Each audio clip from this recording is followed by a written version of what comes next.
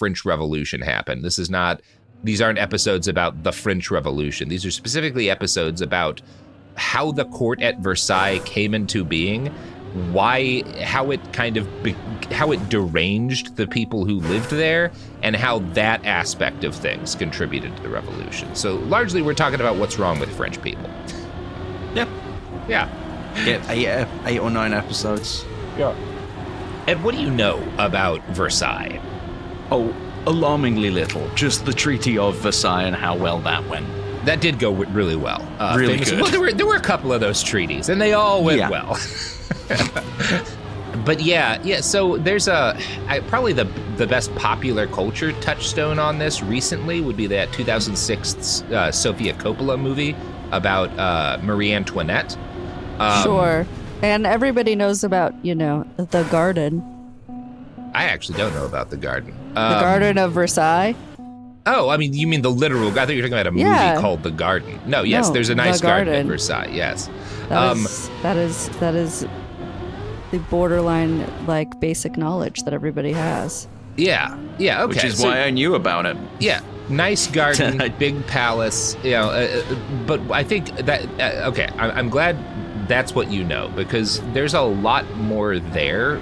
The story of Versailles is the story of, among other things, the invention of the modern centralized administrative state, just done in kind of the craziest way imaginable. And in order to tell that story, we've got to start with a guy who is probably close to, one of the contenders for best at being a king, just on a technical level, of anybody who was ever a king. Louis XIV, better known as the Sun King, because he had a very high opinion of himself, but which was somewhat justified. This is the guy who is the longest reigning king in human history. Nobody was king for longer, probably. He spent 72 years on the throne, which is nuts. An objectively crazy amount of time to do any job. Al Davis of kings. Just... I do was plan he wretched to and beat crazy that as a podcaster. He was wretched and crazy at the end. Wonderful, perfect. He's Exactly so what the wretched Raiders. and crazy. Oh my God. Wonderful. His ass is rotting. That's what kills him. It's great. He dies from his bum rotting? He dies from ass rot. Yes, he sure does, Ed. Oh yeah. This story's got it all, baby. So Louis XIV, all of the French kings in this period are Louis, right? They will be referred to kind of casually by some historians as the Louis, right? Because they're kind of interchangeable with the exception of the Sun King in some ways, where you're just talking about and then this Louis and that, yeah. So Louis XIV, our boy, was born in September of 1638 to Anne of Austria and Louis XIII. His mom was shockingly old to give birth at the time. She's middle-aged and had 4 stillbirths before him. So the fact that he came out not just alive, but very healthy was regarded as a miracle and a good sign, right? He would grow up to be a mama's boy. So Louis XIII dies immediately after his son is born. And he had been very clear in his last days that Anne, his wife, should not govern after his death. This is a thing in a lot of other European countries, in many European countries, in Russia, right? Women can reign, the queen, if things work out that way, the queen can be the regent, she can run shit, right? Right. That is not the case in France. They do not allow that in this period in France. And Louis VIII is Anne should not govern after my death. And so he creates a regency council to manage things until Louis XIV is old enough to run France on his own. Right. And part of why he does this is that Anne is not French, right? She's Anne of Austria. Now, that's also not a good description of who she was, because you would expect, given that her name is Anne of Austria, you would expect her to be from Austria, right? Right. Where is she from? Absolutely. Oh, Ed, of course she's not from Austria. She's from Spain. Obviously, you call Anne of Austria the Austria of the Europe? woman from Spain. Yes. That's what we call them. She's the Queen of Navarre. She's the whole Austria thing in her name has nothing to do with geography. It's purely a result of the fact that she is a Habsburg, right? There's a branch of the family who are Spanish, right? Yeah, and that's why she's Anne of Austria, because the Habsburgs are also the House of Austria. Yes. Oh, there's so many Habsburgs. Oh, we're going to be talking about Habsburg Jaws later in this story. Don't worry, buddy. Don't worry. There's Habsburgs all throughout this motherfucker. That makes me so happy. Does it make you Habsburg? Habsburg. Hopefully you need to not, drop me a few times as a baby to do that. Then your blood wouldn't clot. Actually, I don't think that was a Habsburg problem.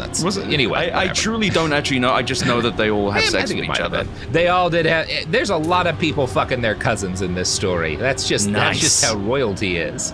Nice. So from age 4 on, which is like when his dad dies, Louis XIV's earliest memories would have been of political turmoil between his mother and her native country. Because, again, the fact that she's a Habsburg means that the French people don't trust her. They're like, well, she's obviously going to be more loyal to Spain and to Austria than she is to France. This is a constant problem because you are always bringing in nobles from other houses in Europe to like marry the king, and there's always this kind of like, well, then they can't possibly put France first, right? And there had just been a war between, as there is constantly in this period, between France and Spain. So there's a lot of reasons why people don't trust Anne. And that's going to have a big influence on him, is this like distrust for his mom by the French people. Now, because we're talking about European nobility this week, I really need to emphasize everything that I explain about these people is going to sound ridiculous. This whole culture that has come up around the nobility is nonsense by this period. They've just been in power for too long, and the system is crazy. Louis is going to make it a lot crazier. But I do think it's worth kind of emphasizing that, so that the next time you read that our Grand Vizier, Elon Musk, has appointed a man named Big Balls to control all of our personal tax data, remember that people in power have always been irritating dipshits, right? That's not unique to the United States. That's just something that comes with giving small groups of people all of the power, right? But traditionally we did it in the past. Yes, and now we're doing it in the future. Yeah. Good stuff. Great stuff. So Anne actually his mom had gotten confined to house arrest for passing military secrets to her dad at one point. But she does this thing that is very common. When she becomes the Queen Regent, she exiles a bunch of her own supporters and kind of betrays her family to run France, right? She chooses to go for France. And this was a pragmatic move because once her husband died, her position was not really stable. Now, most of the big decisions made for France in this period are not made by Anne. They're made by a guy that Anne appoints to rule in her son's stead. And that guy's name is Cardinal Mazarin. And he is one of these like extremely powerful, like non-royal ruler. He's not like a king, but he's kind of governing France for a period of time here. By the time the child king, Louis XIV, is 8 or 9 years old, the 30 Years' War, which is this war that his dad, had spent his life fighting, is drawing to a close. And given the fact that it was a 30 Years' War, it had been monstrously expensive and kind of a financial disaster for France. So near the end of it, Cardinal Mazarin is anxious to keep the army funded until everything is locked down about the peace treaty. And since the crown had no more money after 30 years of war, this meant that they had to institute new taxes. Now, France is a semi-feudal society at this point. It is less feudal than basically all of the rest of Europe. In Germany, there are still serfs, right? As in, like, the common people are literally, like bonded to the land. Like, they're essentially a kind of slave. They can't leave without the permission of the landowner, right? Serfs are really not much of a thing in France in the period that we're talking about, and they're basically going extinct, right? France has modernized to that extent, and in fact, they're kind of the country is sort of in the process of becoming less of a feudal state and more of kind of like a hybrid, like modernized semi-feudal state, right? Like you still have a nobility. The nobility are going in this period are going from like literally governing directly, where you've got this duke and he controls this area, to you've got this duke and he doesn't govern anything directly, but he does have the right to collect taxes in this certain area, or to collect duties in this industry or whatever. And right, that's his privilege as the duke. Right. But he's not doing the governing. We have like professionals who are doing the actual governing in this region or whatever. Now, during the 30 Years' War, again, the only way that they can pay for this is by increasing taxes. And these taxes don't primarily hit the nobility. One of the nobility's privileges that they maintain is an exemption from the taxes paid by peasants and the bourgeoisie, right? Like this basically, you could call them the small business owners of France, so right? What you're suggesting is that the poorer people pay more and the richer people have found a way around taxes somehow? That's a big part. Yes, but there's a caveat to that, which is the peasants are poor people and they are paying taxes. The bourgeoisie are often wealthier than the nobles, right? But they're not nobles. These are guys who start businesses, who are running trade and stuff for France. Some of them are extremely wealthy, and they are also paying taxes, and they're really not happy about that, right? Right. But the nobility get a big exemption from taxes in this period, right? One of the conflicts that's going to like increasingly be a problem up to the revolution is the bourgeoisie being like, well, why are we paying taxes and these people are exempt, right? Well, we're not thrilled about that.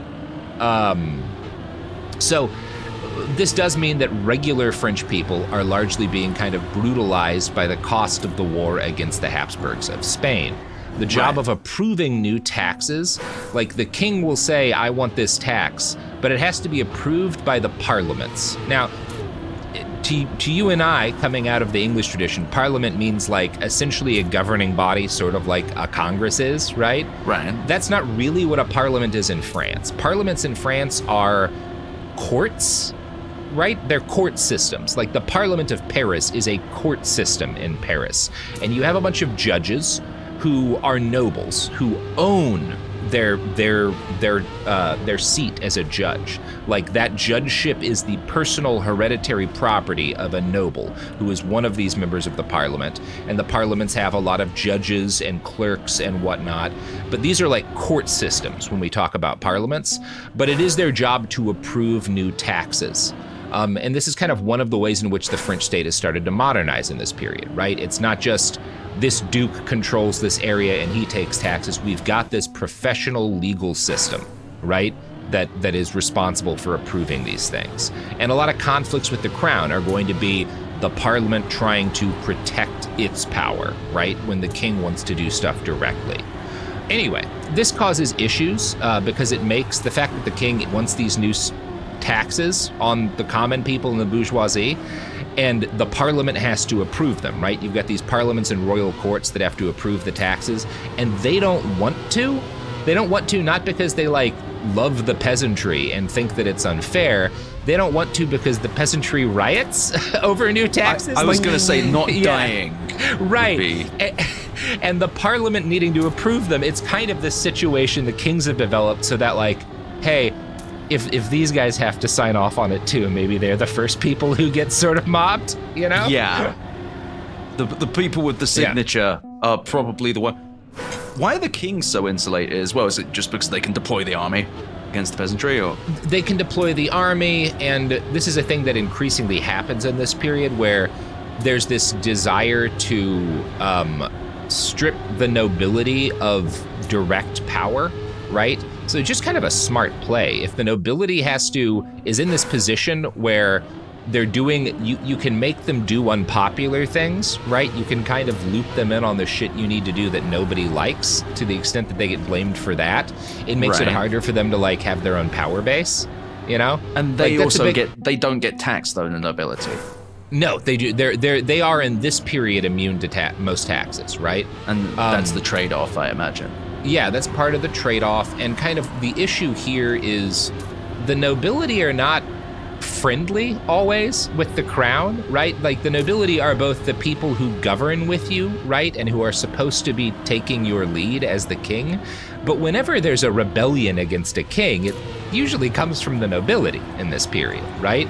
So that's part of why you would want a system like this as the king, because it protects you to a degree, right? Right. But it does mean that there's constant conflicts between the crown and these parliaments, and these judges resist some of the central government's new taxes. Cardinal Mazarin and Anne riposte by threatening to change the rules about how judgeships work and like make it so that you don't own your seat today. Again, in this period, being a judge is like being a Subway franchise owner, right? In that it's your property and you pass it on to your kids. Right. And the rules governing this are part of something called the Paulette tax, which came up for renewal in 1648. It's a little bit like, you could consider it a little bit like a union contract coming up. And so Mazarin and Anne are like, well, we don't have to let this work the same way. We can take these privileges away from you. And I'm going to read a quote from an article by the UK College of Arts and Sciences Department of History on the matter. In their anxiety to force through new tax edicts, Anne of Austria and Mazarin drove the judges of Parliament too far. On 15th January 1648, they brought the 9-year-old king to a formal session of the court called the Lit de Justice to force the judges to register an unpopular tax measure. The judges exercised their right to remonstrate or criticize the edict, starting a series of events that culminated in a call for the judges of all the Paris courts to come together to consider reforms in the kingdom.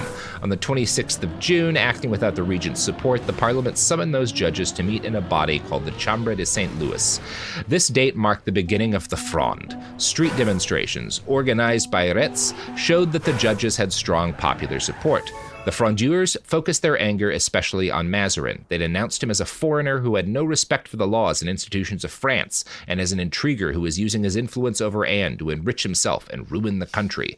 Paris was flooded with printed pamphlets called Mazarinades, vicious personal attacks on the minister. This foreign rogue, juggler, comedian, famous robber, low Italian fellow, fit only to be hung, as one of them Get his ass.